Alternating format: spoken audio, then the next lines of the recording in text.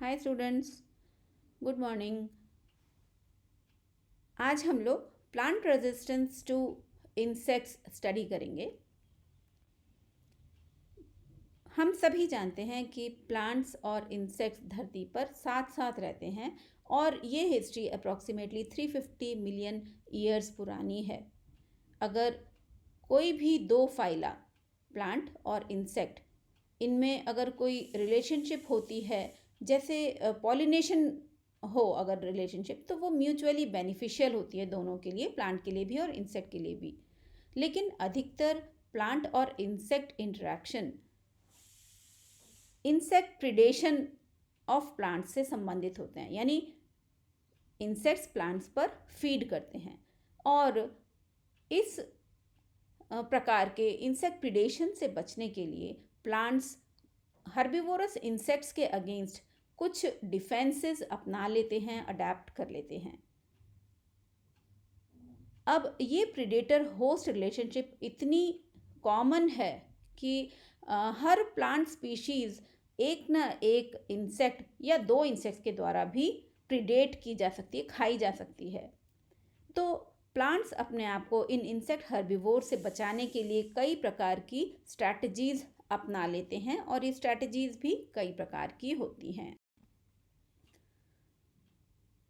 अब ऐसे plant trades जो कि हर्बिवोर डैमेज से स्वयं को बचाने के लिए होते हैं, ऐसे प्लांट ट्रेड्स वो जनरली ऐसे इस प्रकार के होते हैं कि वो पेस्ट को, इंसेक्ट पेस्ट को अपने ऊपर सेटल नहीं होने देते या अपनी सरफेस पर अटैच नहीं होने देते, या फिर इंसेक्ट्स की फीडिंग और रिप्रोडक्शन को कम कर देते हैं, या फिर प्लांट्स स्वयं को अनपैलेटेबल या खाने लायक नहीं रहने देते, उनकी पैलेटेबिलिटी को कम कर लेते हैं, स्वयं की पैलेटेबिलिटी को, जिससे इंसेक्ट्स उन पर फीड ना कर सके। ओके, तो इंसेक्ट प्लांट्स अपने आप को बचाने के लिए, इंसेक्ट से बचाने के लिए कुछ डिफेंसिव कंपाउंड्स भी बनाते हैं अपनी बॉडी में और उनको अक्यूमुलेट कर लेते हैं अपने डिफरेंट पार्ट्स में, और इस प्रकार से अपनी रेजिस्टेंस टू इंसेक्ट्स को वो इंक्रीज कर लेते हैं।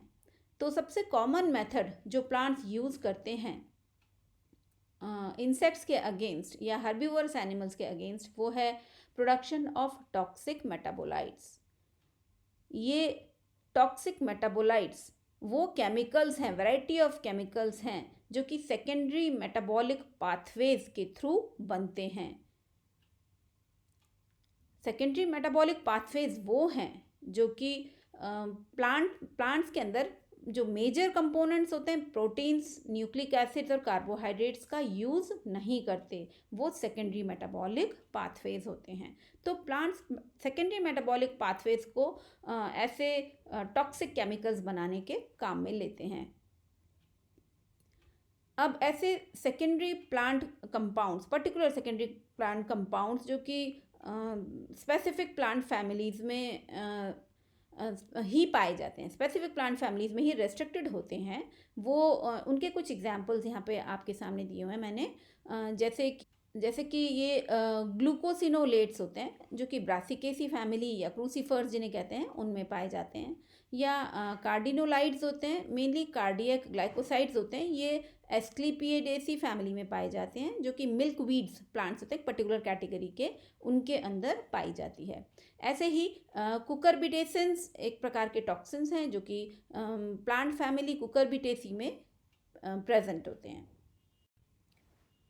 अब ये कंपाउंड्स या टॉक्सिक कंपाउंड्स जो बनते हैं प्लांट्स की बॉडी में, वो स्पेसिफिक टिश्यूज़ या स्पेसिफिक एरियाज़ में जाकर जमा हो जाते हैं प्लांट्स के। जैसे कि प्लांट बॉडी पर स्टेम या लीव्स पर पाए जाने वाले हेयर्स होते हैं, उनके अंदर ये टॉक्सिक केमिकल्स टर्पीन्स के फॉर्म में, केमिकल्स हैं एक तरीके के, टर्पीन्स के फॉर्म में जमा हो जाते हैं।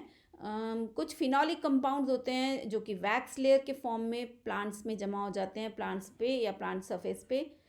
ऐसे ही प्लांट्स के अंदर वैक्यूल्स होती हैं एल्कलॉइड्स से भरी हुई, और सीड्स होते हैं, उनमें नॉन प्रोटीन अमीनो एसिड्स भी प्रेजेंट होते हैं।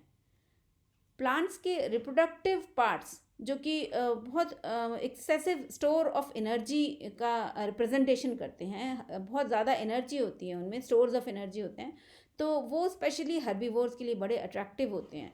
और ये ही जो पार्ट्स हैं, जो रिप्रोडक्टिव पार्ट्स हैं प्लांट के, वो सेकेंडरी मेटाबोलाइट्स को स्टोर करने का काम करते हैं। स्टोर मीन्स सिंक की तरह कार्य करते हैं। सिंक मतलब वहाँ पर भरे रहते हैं सेकेंडरी मेटाबोलाइट्स। जैसे कि एक प्लांट है, क्लैमाथ वीड बोलते हैं जिसको, या हाइपेरिकम परफोरेटम बोलते हैं। ये एक टॉक्सिक कंपाउंड, टॉक्सिक क्विनोन जिसे बोलते हैं, जिसे हाइपरिसिन नाम दिया गया है, उसको अपने रिप्रोडक्टिव पार्ट्स में कलेक्ट करके रखते हैं। अब टिपिकली टॉक्सिन्स जो होते हैं वो अधिकतर शुगर्स से या सॉल्ट से या प्रोटीन से कंबाइन हो जाते हैं, टॉक्सिक केमिकल्स, जिससे कि ये अधिकतर समय तक ये इनएक्टिव रहते हैं। जब प्लांट्स इनको स्टोर करके रहते हैं तब ये इनएक्टिव होते हैं। लेकिन जैसे ही प्लांट टिश्यू डैमेज होता है तो इन टॉक्सिन से कुछ एंजाइम्स रिलीज होते हैं। नहीं, जैसे ही ये प्लांट टिश्यू डैमेज होता है तो कुछ एंजाइम्स इन टॉक्सिन्स को शुगर से और या सॉल्ट से या प्रोटीन से अलग कर देते हैं, और फिर इन टॉक्सिन्स का लोकलाइज्ड इफेक्ट देखा जा सकता है एक वूंड के फॉर्म में। घाव हो जाता है उसके फॉर्म में ये इफेक्ट, लोकलाइज्ड इफेक्ट नज़र आता है। अब कुछ फिजिकल बैरियर्स भी प्लांट्स डेवलप कर लेते हैं अपने आप को इंसेक्ट से बचाने के लिए। तो प्लांट्स के अंदर ऐसे स्ट्रक्चरल क्या चीज़ें बनती हैं, स्ट्रक्चरल ट्रेट्स क्या होते हैं वो देखिए। जैसे कि प्लांट्स के अंदर हुक्स होते हैं, ट्राइकोम्स या हेयर्स होते हैं, कांटे बन जाते हैं जिन्हें हम स्पिनिसेंस कहते हैं, क्यूटिकल वैक्सी हो जाती है, या फिर लीफ बहुत मोटी, थिक और टफ हो जाती है। टफ मतलब वो टूटती नहीं है, इंसेक्ट खाना भी चाहे तो उसको खा नहीं पाता। इस फिनोमिनन को हम स्क्लेरोफिली कहते हैं। ओके, तो ये प्लांट स्ट्रक्चर्स जो हैं या स्ट्रक्चरल ट्रेट्स जो हैं वो एक फिजिकल बैरियर की तरह काम करते हैं, जिससे कि आर्थ्रोपोड पेस्ट या इंसेक्ट पेस्ट उस पर कम से कम अटैच हो, कम से कम फीड कर सके या ना कर सके फीड, और ओवी पोजिशन भी ना करे उन पर, प्लांट्स पर। अब क्रॉप प्रोटेक्शन के अंदर जो दो ट्रेट्स कारगर हैं वो है प्लांट की क्यूटिकल और प्लांट के ऊपर हेयर की डेंसिटी, या जिसे ट्राइकोम्स कहते हैं, ट्राइकोम्स की डेंसिटी वो बहुत ज़्यादा इम्पॉर्टेंट होती है। एपिक्यूटिकुलर वैक्सेस जो प्लांट की सरफेस पर डिपॉजिट होते हैं, वो एक स्लिपरी फिल्म के फॉर्म में या क्रिस्टल्स के फॉर्म में प्लांट सरफेस पर जमा हो जाते हैं, जिससे कि इंसेक्ट पेस्ट प्लांट की सरफेस पर अटैच नहीं हो पाते, और न ही ऐसी रफ सरफेस पर इंसेक्ट्स ओविपोजिटिंग करते हैं या फिर उनको फीड करते हैं। तो ट्राइकोम्स, इसका मतलब ये हुआ कि इंसेक्ट पेस्ट के अटैचमेंट को रोकते हैं और इंसेक्ट पेस्ट के क्रॉप्स पर मूवमेंट को भी रोक देते हैं या कम कर देते हैं। ग्लैंडुलर ट्राइकोम्स अगर प्रेजेंट होते हैं तो वो केमिकल्स रिलीज होते हैं ट्राइकोम से, ग्लैंडुलर ट्राइकोम से केमिकल्स रिलीज होते हैं, और नॉन ग्लैंडुलर ट्राइकोम्स जो होते हैं वो फिजिकल बैरियर्स का काम करते हैं, फिजिकल तरीके से रोकते हैं इंसेक्ट्स को। ओके, अब प्लांट्स मैंने बताया अपनी जो पैलेटेबिलिटी होती है, मतलब खाने लायक अपने आप को नहीं रहने देते, कम कर लेते हैं अपनी पैलेटेबिलिटी को, जिससे कि इंसेक्ट्स कम से कम उन पर फीड करें। तो इसके लिए प्लांट्स अपनी टिश्यूज़ में कुछ ग्रैन्युलर मटेरियल्स डिपॉजिट कर देते हैं जो कि इंसेक्ट अटैक को रोकते हैं और इंसेक्ट्स को उन पर फीड नहीं करने देते। ऐसा ही एक बहुत जाना माना एग्जाम्पल है, सिलिका एक्यूमुलेशन हो जाती है ग्रासेस के अंदर। कुछ ग्रासेस हैं पर्टिकुलर स्पीशीज़ की जिनके अंदर सिलिका एक्यूमुलेशन होता है अबाउट 2 to 5% प्लांट मास का पूरा, और ये सिलिका बहुत एब्रेजिव होती है, सरफेस को मतलब ख़राब कर देती है, और जो इंसेक्ट जो इन पर फीड करते हैं उनके फीडिंग स्ट्रक्चर्स को डैमेज कर देती है, उनके डाइजेशन को कम कर देती है, उनके डाइजेस्टिव पार्ट्स को, एलिमेंट्री कैनाल को भी ख़राब कर सकती है। अब प्लांट केमिस्ट्री भी ऐसा ही एक इम्पॉर्टेंट फैक्टर है। कुछ प्लांट्स के अंदर बायोकेमिकल्स पाए जाते हैं कई तरीके के, जो कि मेडिसिन्स की तरह या फिर इंसेक्ट्स के अगेंस्ट पॉइजन्स की तरह यूज़ किए जाते हैं। ये प्लांट्स कई सारे बायो एक्टिव सब्सटेंसेस से लोडेड होते हैं, भरे हुए होते हैं। और ऐसे ही कुछ प्रोडक्ट्स जो हैं, ऐसे ही बायो एक्टिव सब्सटेंसेस जो आप जानते हैं कॉमनली, वो ड्रग्स और मेडिसिन में भी यूज़ होते हैं, जैसे मॉर्फिन और क्विनीन। आपको पता है कि ये मॉर्फिन और क्विनीन कहाँ से प्राप्त होती है। क्विनीन सिंकोना प्लांट से प्राप्त होती है। मॉर्फिन जो है वो भी ऐसे ही एक प्लांट स्पीशीज से प्राप्त होती है। तो इंसेक्टिसाइड्स जो हैं वो जैसे कि पायरिथ्रम एक इंसेक्टिसाइड है, वो भी प्लांट इंसेक्टिसाइड है, प्लांट्स द्वारा बनाया गया, प्लांट्स में निर्मित किया गया पायरिथ्रम इंसेक्टिसाइड होता है। कुछ डिफेंसिव मटेरियल्स भी इंसेक्ट्स बनाते हैं, इंसेक्ट्स के अगेंस्ट प्लांट्स बना लेते हैं। इसके अलावा कुछ बायो एक्टिव सब्सटेंसेस प्रेजेंट होते हैं प्लांट्स के अंदर, जो उनके इंसेक्ट्स के अगेंस्ट कार्य करते हैं। वो इंसेक्ट्स के अंदर डिजीज़ पैदा कर सकते हैं, या इंसेक्ट्स की फीडिंग को और ग्रोथ को रोक देते हैं या कम कर देते हैं, और इंसेक्ट्स की फर्टिलिटी को, फेकंडिटी कहते हैं जिसे, उसको भी कम कर देते हैं ऐसे प्लांट्स। कुछ प्लांट्स अपने आप को ऐसा बना लेते हैं जिससे कि इंसेक्ट्स उनको चूज़ ही ना करें खाने के लिए, या किसी भी पर्पस के लिए, फीडिंग या रिप्रोडक्शन के लिए, ओविपोजिशन के लिए, उसके लिए प्लांट्स इंसेक्ट्स यूज़ ही ना करें ऐसे प्लांट्स को। तो इसको हम नॉन प्रेफरेंस बाय प्लांट्स कहते हैं। तो प्लांट्स अपने अंदर नॉन प्रेफरेंस बना लेते हैं, इसको एंटी जीनोसिस कहा जाता है। कुछ प्लांट्स अपने आप को अनएक्सेप्टेबल बनाने के लिए अपने अंदर कुछ वेरिएशंस ले आते हैं। ऐसे ही ये प्लांट्स अपने अंदर पॉजिटिव स्टिमुलाई की कमी कर लेते हैं, जिससे कि इंसेक्ट का बिहेवियर उनके प्रति चेंज हो जाता है। इंसेक्ट उन पर उन प्लांट्स पर या उन प्लांट्स को इन्फेस्ट करना नहीं चाहता। कुछ स्टेम बोरर्स जो होते हैं वो अपनी स्टेम बोरर इंसेक्ट्स को अवॉइड करने के लिए प्लांट्स अपनी स्टेम्स को और टफ बना लेते हैं, जिससे कि इंसेक्ट्स उन पर उनके अंदर छेद करने में सक्सेसफुल ना हो सकें। बोरर इंसेक्ट्स वो होते हैं जो कि प्लांट की स्टेम या लीव्स या इनको इनमें छेद कर देते हैं और इनके अंदर चले जाते हैं और फिर फीड करते हैं इन पर। तो उनसे बचने के लिए, ऐसे बोरर इंसेक्ट से बचने के लिए, इंसेक्ट्स जो हैं वो अपनी स्टेम्स को टफ बना लेते हैं।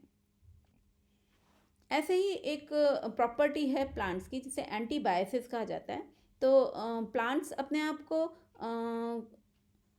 एंटीबायोसिस भी एक कैरेक्टर डेवलप कर लेते हैं प्लांट्स। अब वो क्या होता है कि जब भी इंसेक्ट्स किसी प्लांट पर फीड करते हैं, कंज्यूम करते हैं उसको, तो या तो उनमें कोई डिजीज़ हो जाती है या फिर उनकी मृत्यु हो जाती है। इसके लिए प्लांट्स अपने अंदर कुछ केमिकल्स बना लेते हैं जिन्हें जीनोबायोटिक्स कहा जाता है। जीनोबायोटिक्स इंसेक्ट्स जो उन पर फीड कर रहे होते हैं ऐसे प्लांट्स पर जिनमें जीनोबायोटिक्स हैं, उनके अंदर फिजियोलॉजिकल डिस्ट्रप्शन कर देते हैं। उनकी डिफरेंट फिनोमिना जो है, फीडिंग, डाइजेशन, इनमें फिजियोलॉजिकल डिस्ट्रप्शन ला देते हैं, या ब्रीडिंग में भी या रिप्रोडक्शन में भी, ओविपोजिशन में भी उनमें डिस्ट्रप्शन आ सकता है। अधिकतर प्लांट ब्रीडर्स जो होते हैं वो इस प्रकार के मैनिपुलेशन कर पाते हैं। अब कुछ प्लांट्स अपने आप को टॉलरेंट बना लेते हैं। अगर इंसेक्ट्स उन पर अटैक करते हैं तो प्लांट्स उनके प्रति अपनी टॉलरेंस डेवलप कर लेते हैं। ऐसे प्लांट्स बहुत अधिक मात्रा में डैमेज को बर्दाश्त कर लेते हैं, और कुछ प्लांट्स अपने अंदर डैमेज होने के बाद भी वो अपने अंदर वेरिएशन ले आते हैं, चेंजेस ले आते हैं, जिससे कि इंसेक्ट्स उन पर कम से कम उनको अटैक करें, या उनको उनके द्वारा किया गया अटैक को भी वो अपने बियर कर सकें, टॉलरेट कर सकें। कुछ प्लांट्स जब उन पर इंसेक्ट का अटैक होता है और इंसेक्ट्स उनके डिफरेंट पार्ट्स को, प्लांट्स के डिफरेंट पार्ट्स को डैमेज कर देते हैं, तो जो प्लांट्स होते हैं वो अपने अंदर, जो डैमेज हो चुका वो तो हो चुका, लेकिन अब उस डैमेज को कवर करने के लिए प्लांट्स अपने अंदर कॉम्पेंसेटरी ग्रोथ ले आते हैं। कॉम्पेंसेटरी ग्रोथ मतलब जो जितना पार्ट डैमेज हुआ उसको वापस से रीग्रो कर लेते हैं। ऐसे में प्लांट्स जो वो वापस से अपने ओरिजिनल फॉर्म में या ऑलमोस्ट ओरिजिनल फॉर्म में पहुंच जाते हैं, इंसेक्ट का डैमेज को बियर कर सकते हैं वो इस तरीके से। तो ये सब तरीके हैं प्लांट्स द्वारा इंसेक्ट्स के प्रति अपनी रेजिस्टेंस शो करने के या रेजिस्टेंस दिखाने के, करने के, रेजिस्ट करने के लिए इंसेक्ट अटैक को प्लांट्स अपनी इन प्रकार से प्रॉपर्टीज डेवलप कर लेते हैं। तो this is all about plant resistance to insects. Thank you so much for listening to me. Keep learning. Thank you.